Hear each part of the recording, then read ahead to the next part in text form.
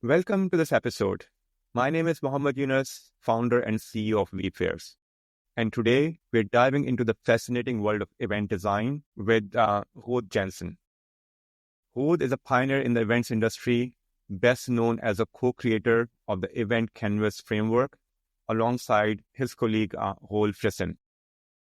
This revolutionary tool has transformed the way event professionals approach planning and stakeholder engagement by offering a structured methodology to design, planning, and running impactful events. In this conversation, we'll explore the origins of Event Canvas, how it builds on Alexander Osterwalder's business model Canvas, how it helps professionals craft events that truly change stakeholder behavior.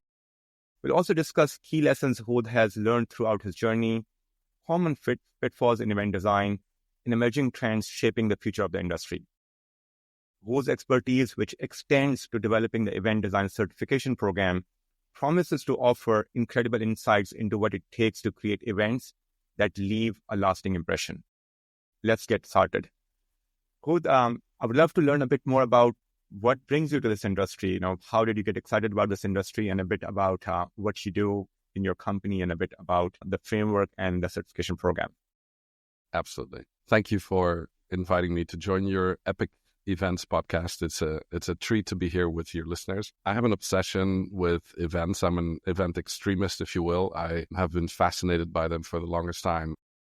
And the one thing that I find fascinating is that people spend a lot of time, effort to go to events, to create events, enable them to do something, and I'm in a perpetual state of wonder about why people do that. At the same time, we also know that owning an event is probably one of the hardest things in life besides being a parent, right? Sure. Event ownership is something that is not for the faint-hearted. There's a lot of risk, but also a lot of reward potentially in events. And I think this is what attracted me to events early on in my career.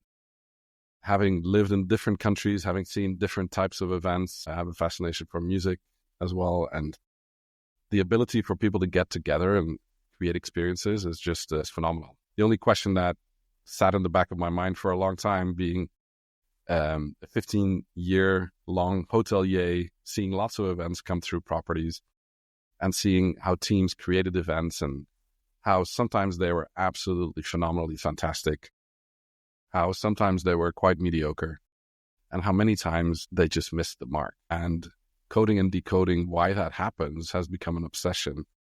And so this is why back in 2014, together with my colleague Roel Frissen and Dennis Luijer, we got so obsessed with the question, how does your event create value, that we decided that there should be a better way to articulate that as an event owner, but also for the team that then goes and designs it. And this brought us to the fascination we currently have over the last decade in having created, as you said, the Event Canvas, which is published under Creative Commons, so anybody can download it for free. And now a community of over 30,000 people are using this as a common language, almost like sheet music for events, if you will, and translated it to 18 languages. So it's become a community of practice that is very excited about reading and decoding why and how events create value. Perfect. Ruud, if you can just walk me through a bit more about your journey with your existing company. What kind of customers do you typically serve? What kind of engagement that you typically do with them? So that our audience can learn a bit more about what your company has to offer and just how it helps organizers run great events. Yeah, absolutely. Once we created the Event Canvas, which was a little side project, what we noticed is that many people were asking us, so what's the best way to use it? How can I best get my teams to think with me to create this composition for an event? How can we code and decode this event? So very quickly after that, Roel and I decided that maybe we need to develop some instruction around what this represents or how you could best use it. And very quickly, we noticed that there's a certain way of using it that over time, when we worked through the madness of creating an event, that we discovered that there was actually a methodology that you could systematically use to create innovative events. And this is how we created something called the Event Design Facilitation Kit, which is the process bottled up into a little box with posters and roll cards and all the elements you need to actually go and design an event after somebody has said, hey, we should do an event, right? Which seems like a terrific idea at first.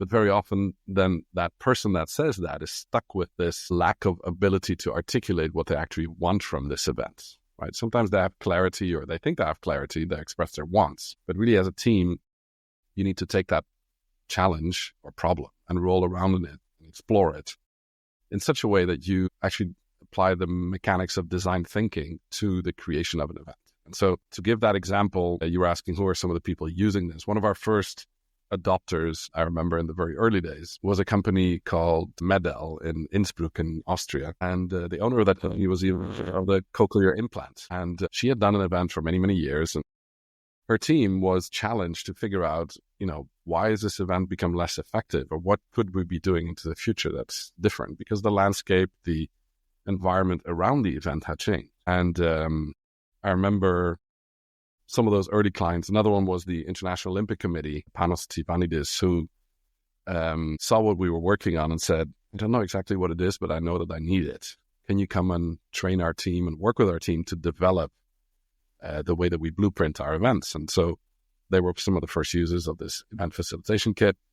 And from there, what happened is that many people wanted to become good facilitators in event design using this methodology. And this is when we created the Event Design Certificate Program, which is now an established program, recognized by the Events Industry Council, by Meeting Professionals International, taught at 35 universities across the planet. I was just before our call having a brief conversation with 42 fresh brains in Ottawa, students that are going into the first and second years of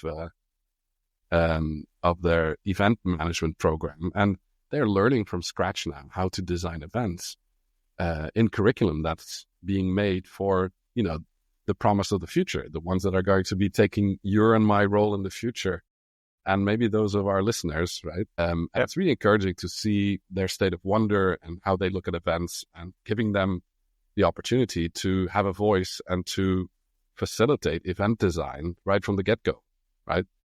I can only imagine what would have happened if we had that capacity when we started our careers back in the day, right? And so from that perspective, I think what we're seeing is the spectrum of there are a lot of the high-stakes events have adopted and adapted this methodology. We just designed together with the IEEE, the Engineers Association, probably one of the largest associations on the planet, really designing an event for climate change in clean tech, which is a completely new series. And they're involving their full leadership in an event design cycle to develop how to deal with the outcomes of the COP conference, the climate change conference, and how do we translate that into technological solutions for humanity. So it's very tangible, but it goes across the spectrum, right? So from sports to music, from festivals to climate change conferences, there's really, events are wonderful verticals because they happen across all of them, and it reaches and touches everybody's life. And so everybody seems to be an expert until you have to put one together, right? And then comes the challenge of figuring out who are the stakeholders, what behavior change do they want, what do they need, and how do you articulate that within the design restriction, set of design restrictions, and what are the prototypes and options that you can choose from within that given set of restrictions. So it's very systematic. It's not rocket science. It can be learned. It can be facilitated. But the important thing is to make sure that there's a voice of different thinkers who collaborate together to create the prototypes in the design phase. I think that's a very critical success factor for award-winning events or events that are really moving the needle on the behavior change that needs to be delivered on. And I think just trying to zoom into the event design, what does event design mean to you, and what does it include? Does it in any way, is it only for attendees that we are trying to think of event design from an attendee perspective, or does it involve other stakeholders as well, such as speakers, exhibitors, and the event organizers themselves? So if you can just give us just your definition of that, I think that would be great. Absolutely. The critical thing about events and what makes them complicated is the fact that there are different types of stakeholders who have different stakes. So selfishly designing for each of these different stakeholders, you want to delight those people that have a high power and high interest over the overarching aim you're trying to achieve.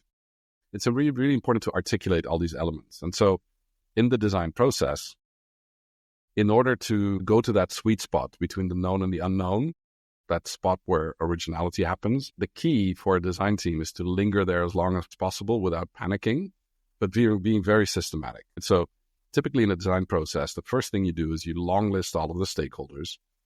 You figure out who has high power and high interest over achieving the overarching aim. And then the ones you need to delight who have high power and high interest are the ones you analyze. And so figuring out who you need to delight is the first step in any event design, as well as harvesting all the ideas people already have or had about this event. Now, once you have that, the process of event design is really the art of simplifying by going through the complexity.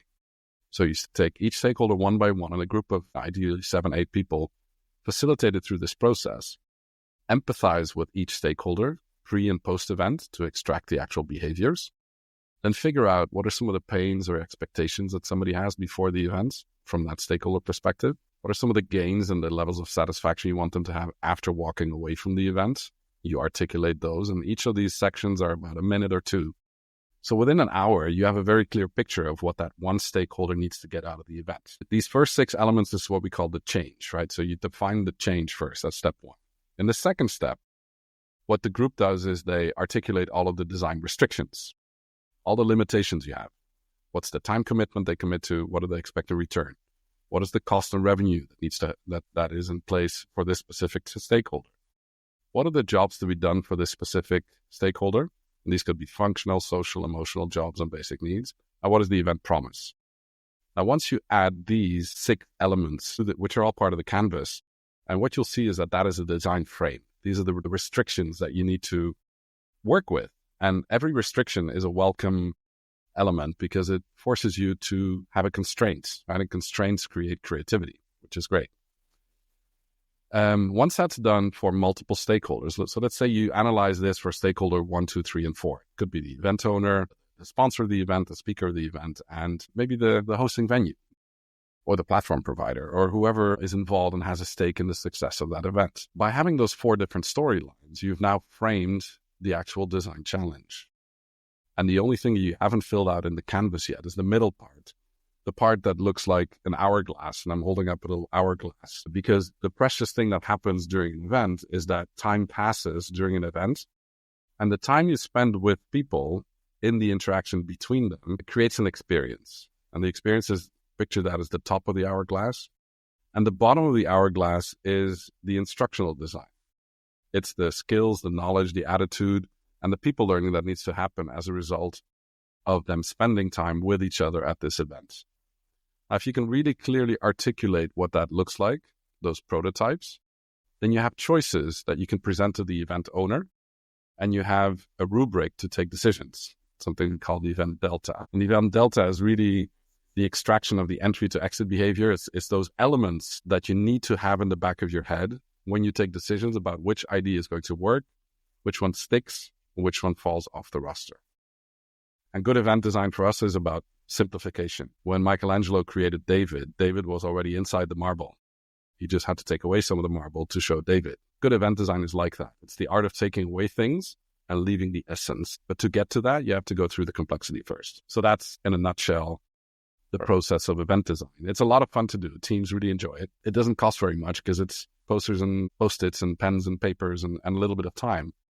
And we recommend organizations to spend at least 1% of the total event time lingering in the space, wondering and exploring the problem before deciding on how to do the event. Because getting, and by total event time, we mean how many people are at your event for how many hours or how many minutes. You multiply those two and you come out with a number. And you take 1% of that. And if it's a really big event, it could have been 1 per minute. But let's pretend 1% is a non-scientific formula for the time that you should be spending on thinking about how you're going to spend the time of all of those people once they're at the events. Right? So it's a small group of people. I think one thing that I'm really interested to learn is that as people are making use of this framework or as they're thinking about different stakeholders from an event design perspective, what are some of the common mistakes or biggest mistakes you have seen people make when thinking about event design? So I think one of the most common problems there is that very often people only understand things relative to things they already understand. Meaning, our team and people that apply event design in many different verticals get exposure to many different types of events and many different types of circumstances. A common challenge is if the team that's thinking about the event is not diverse enough, they all kind of funnel into the same thinking. The art and science behind creating good event design is having a very diverse set of people thinking about the event. Now, on a scaled scenario, I was telling you about the event design for IEEE just now for the Tech Summit series. We actually took the second day of a 2-day live conference and got everybody involved in the event design. So 220 people were designing events in groups of 10 to 12 people during the second day of the event to create a future version of an event that was going to be launched a year later, right? So you can actually, when you're at an event, you're in the sweet spot of the event because everybody's in the experience. The art, though, is to then make sure you harvest all of those outputs that you get from the design process to then be able to process them adequately to come to the reduction, right? See it like if anybody likes cooking that's listening to your show, it's like creating a big pot of stock and then reducing it down to the syrupy goodness to create that fine, sauce that you want to have at the end. And that's kind of what event design is like. So a common error is wanting to take shortcuts, make assumptions, not exploring the problem deeply enough before coming up with solutions, which would typically be called engineering thinking, right? So design thinking is really about rolling around the problem as long as you possibly can, framing it very well, validating the outcomes of the actual thinking, and then going into prototyping, which usually goes very quickly once you have the whole problem squared.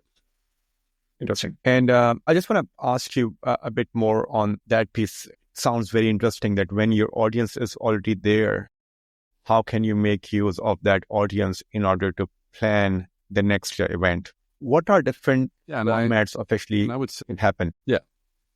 We have some good examples. Maybe we can add them to the liner notes. MPI has done this a number of times for their World Education Congress or European meetings and events, or an event in Canada I was just at in Ottawa called The Event. They apply this thinking ahead of the event with the team. And at some of the events, during the event, you actually harvest and design future editions when the event is happening in real time. It's part of the attraction of the event. Wow. It's happening more and more, right? Instead of just having a speaker ready room and harvesting all of the presentations for what's happening in this edition, why not ask people their opinion about what could you be doing in the future? Lend me your ear, harvest that, and get people to contribute to the future of your event. It's a very powerful mechanism to listen to what people are really experiencing and thinking, and giving that the air it deserves or the space it deserves for you to consider. Love that. What are some event design trends that you foresee happening in 2025? What are you looking forward to? Is AI part of any of this? Like, will AI help simplify some of the things that an event planner has to do while designing an event? Yeah. Well, I think events are probably the one space where human-to-human interaction is so unique and unpredictable, right? To a large degree, where the art of predicting how people behave in a group setting is probably the wisdom that a crowd of thinkers has together, right? So the ability for a group of people to predict that and to come up with what-if scenarios is pretty fascinating. In our process, we use a lot of AI when it comes to content capturing, processing it, affinity mapping it, creating transcripts, reducing transcripts down to the syrupy goodness. Like the art of reduction there is something that AI is pretty good at, but has to be scrutinized very carefully by those people that are designing. What for 2025 is, it's literally here, 2025. So we're in that reality right now. The one thing I'm seeing is that since the global lockdown, just 4 years ago, the way people spend their time has changed, right? So instead of just talking about event design, we like to speak about the design of time, right? Every person is in charge of their own time design, how they want to spend their time. And people have become much more critical or educated or experienced in how they want to spend their time and how they don't want to spend their time. And so I think that's changing quite a lot. So the ability to be in touch with that and to empathize with the different types of stakeholders and validate the thinking against their actual thinking, that's part of what needs to get, what gets more and more focus, but also in a world that's turbulent with a lot of changes going on all the time, everywhere in the environment of the event itself. You need to have multiple prototypes ready before the event happens, right? If you start prototyping when the event is about to start, a little bit too late. Good event designers have multiple prototypes ready on the shelf to go for whatever the circumstance may be. And I think preparedness there and readiness is probably the one thing that everybody should have front and center when it comes to their events, because event owners are happy to take risks if they see the rewards. But if all you're doing is presenting risk, you're not making event ownership more fun or more attractive. And I think our role as event designers or as event professionals is to make owning an event a delight. If we can succeed at that, then there's a golden future and a renaissance for the events that are happening or about to happen. And I think that's our responsibility. And just how does this event design requirement affect the choice of the event technology tools that an event planner has to pick? And do you think that the technology itself facilitate the event design in any way? Just what's your take on that? Mm-hmm. Yeah, I think there's a lot there. Technology can be design restriction or it can be design opportunity. Looking at it from different stakeholder perspectives is critical. What's the kind of user adoption you currently already have, or what are you looking to have over time? What are kind of the choices that you're making from the perspective of the different stakeholders? So I think, by all means, but this also pertains to the sustainability factors around your event. What are you looking to achieve with it, or what are your design restrictions there? What type of technology is going to enable that or disable that, or get in the way or enable certain behaviors? And I think this is, it's a perpetual quest because it keeps changing all the time. And it's probably the second or third thing people think about besides the core challenge that most events have, which is aging of the event, And I think events are like, good cheese. There's a certain ripeness that makes an event very attractive. Yeah. But beyond it, it is really, lethal. And so, the ripeness of your event, I think, is very critical to work at and to monitor closely. But the biggest challenge most people have is, how do I get the next generation of people connected to the cause that I'm working on, right? Mm-hmm. So most of the organizations we work with have that challenge. How do we get the young professionals? How do we get the next generation connected to what we're already doing? Because if the average age of your event participants is a constant or ages by one every year, it will be a dinosaur within no time. Right? So I think that's the holy grail of understanding and empathizing with, the influx of new talent into any type, whether it's a membership-based organization or NGOs or corporate events, or it doesn't matter, even festivals, and there we can learn a lot, I think, from what's happening in the music scene, what ticks and what doesn't. There's something that you need to be carefully paying attention to and testing. Yep.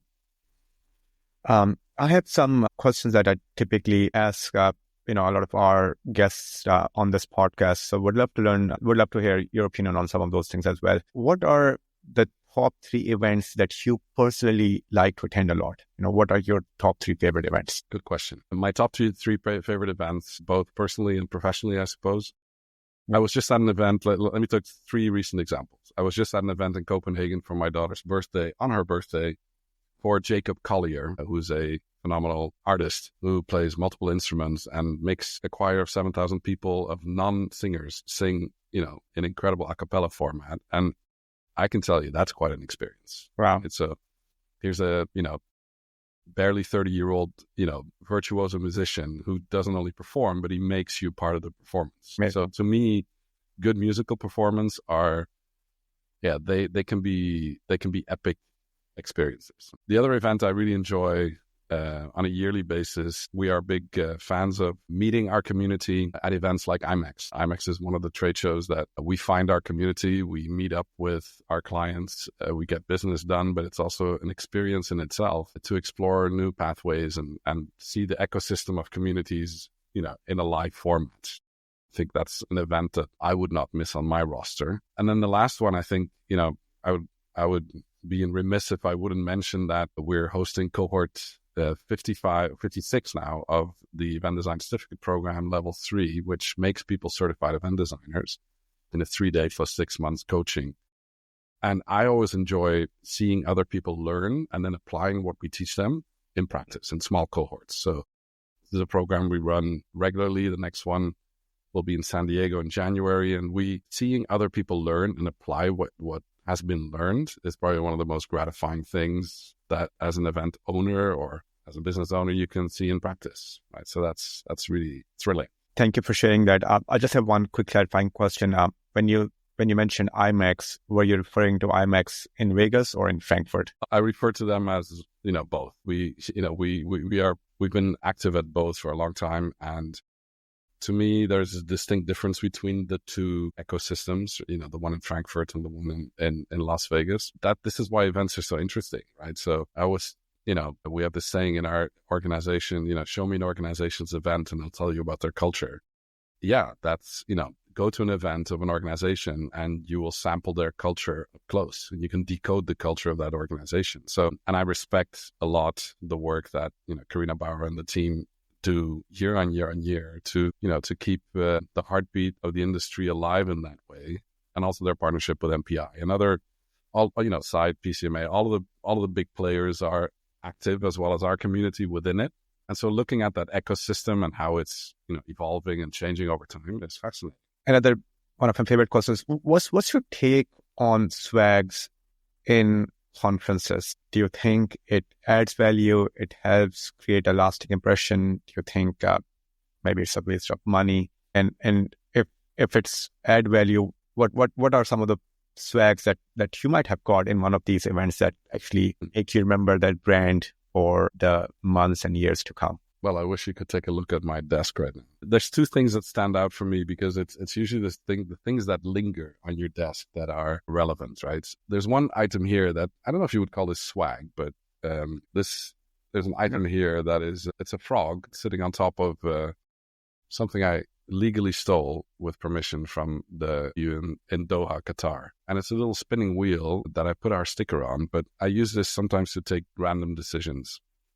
The frog is actually a relic of our EDC Trusted Advisor program, where every morning we're encouraged to eat our frog. The one thing that's difficult to do during the day, get it done as the first thing on the day. So every event swag item or anything that is there that is worth keeping because it triggers a memory, I think is valuable. The other one, I saw a recent question on LinkedIn, is what's your favorite speaker gift? To me, it's this one. It's a little Itala Finnish design carafe filled with water. I have it on my desk every day. I probably got it over 15 years ago. I cherish it because, when you travel with hand luggage, that bottle of wine is not going to get you anywhere, right? Or so it's, the thoughtfulness of something that's authentic from a place. And this was an MPI Finland chapter that offered this carafe to me. And every time I pour water, I think about that moment. And so how do you charge? It doesn't matter so much what the swag is. I think how you charge the element is what really matters. And so I think more thought needs to be put into that because unfortunately, if you would empty the garbage bins at the headquarter hotels of most conferences, I would feel sorry for whoever made those investments. Another just side question is, just see, as we all register for a lot of these events, we see all types of forms, just forms that are straightforward, basic, first name, last name, email address, and sometimes forms that are pretty detailed. Just what's your take on how the registration forms should be designed? Because I think as an event planner, you can imagine that sometimes getting that extra information is helpful because you can design an experience based on what you have captured. But we also know, again, is that the more questions you're going to ask, the theory says that sometimes there will be people who will drop along the journey. So just your take on that. Well, I think here it's critical to understand what you're designing for, right? So sometimes there's information you want to get up front that might not be known at the time when you open registration. This brings me back to a memory of running a conference for the International Council of Nurses in Yokohama, Japan. And the local organizing committee had a massive surprise for us, which was phenomenal. But they wanted to keep it a surprise until it was really confirmed. Most of the data we needed was, accumulated until we found out what the surprise was. And it was that the Empress of Japan would be visiting the opening reception, and they needed us at the time I was working for a PCO. They needed us to harvest from 4,500 participants the passport numbers and expiration dates of the passports. Now, 6 weeks or 6 to 10 days before an event for 4,500 people, getting that kind of information can deliver some stress, right? Especially when it's mandatory. So I think here again, it's about you need to figure out in your design what it is you essentially need, and then apply the art of event design of reducing it to the syrupy goodness. What is somebody, what's the minimum viable information you can live with or work with to take next subsequent steps? It needs to be part of the experience journey of being part of an event. So, and I think this is where, I think this is a discerning question that needs to be asked for every event design and crafted accordingly. I think I love short-sighted forms, but if I get 4 in a row with additional information, it annoys me more than if I give them one go. Yeah, it's managing the expectation of whoever is on the recipient end, right? If it's, let me give you my example for our event design certificate program. If people are going to come for 3 days, and it's helpful for us to know their arrival and departure pattern and how to reach them in the 6 months beyond it, because there's a coaching situation and people are spending, 2,900 euros for that 6 month program. The people expect a certain level of information that they are given, right? If I'm registering for an ancillary event at an existing event where my information should already be known, yes, I do get annoyed when I have to key everything in all over again. So I think it's really about, how can you remove redundancy but keep the essence and manage the expectation properly? Yep. I love events with a bit of the threshold, actually. If you go to a TEDx event, for instance, I hosted a couple. You need to bring a good idea and you need to validate and before you can register, right? Without it, you're not allowed in. Interesting. Fun too. Yeah. Again, 100%. And again, as you said, I think we're all picky with our time now. At the same time, I think from an event organizer perspective, I think we all realize that sometimes it's the quality of the event that matters and the kind of people you bring in versus, you're just trying to fill in the seats. Because again, once you have the right set of people out there, just a couple of conversations are worth your time and the money you have spent just being out there, as compared to just being lost in noise of many people who might not be even relevant for you and for what you're doing. Thank you so much. I learned a lot. I learned a lot about about the framework, about the design. And again, I'm sure our audience would have loved as well. If they want to reach out to you, what's the best place to learn more about what you offer and how they can connect with you, how they can reach out to you? Absolutely. So feel free to connect to me on LinkedIn. Happy to provide the details. Look up #EventCanvas. You will run across our community of practice. You will find the free download at eventcanvas.org or etco.global, edco.global. A lot of the resources are available there for you under Creative Commons, and we encourage you to use that and connect out. We're always on the lookout to expand the network and get people to enjoy the fruits of our labor. That's the motive. Perfect. Thank you, Hoots, for joining us for today. Thank you, everyone, for listening in. See you all in our next podcast session. Thank you. Thank you so much.